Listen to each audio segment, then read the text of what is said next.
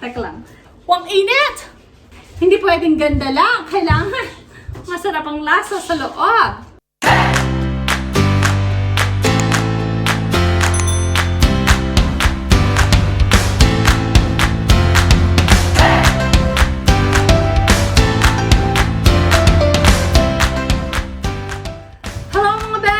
Welcome back to my YouTube channel!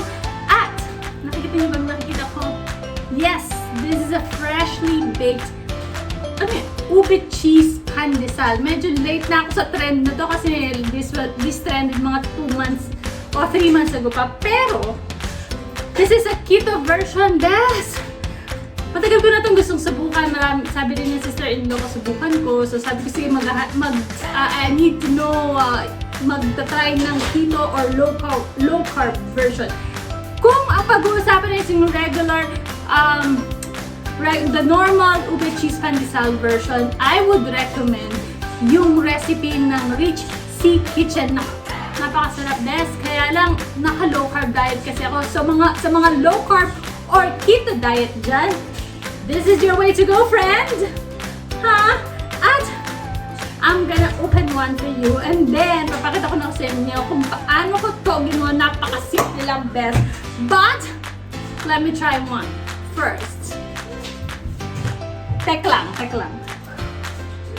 Nalapit ko sa camera, ang hirap eh, no? But, sige, ayan ha, ayan. Oh, okay. So, let me see. Huwag init! Best! Oh, di ba umusok ko sa baka? May cheese sa loob. Medyo nag-burst yung ibang cheese. Oh, yes. At syempre ang lasa, tikman natin. Hindi pwedeng ganda lang. Kailangan masarap ang lasa sa loob. Hindi pwedeng gandang panglabas lang. Dapat pati panloob.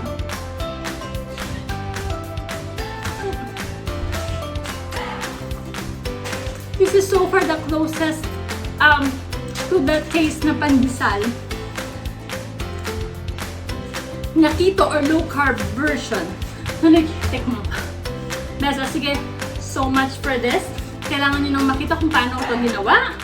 But, before I move on, of course, best, huwag mo kalimutang mag-subscribe and hit the like button and the bell for the notification for my channel, diba? Para updated ka sa mga low carb recipes at mga workouts. Best, para ma-maintain naman natin ang ating health. Diba?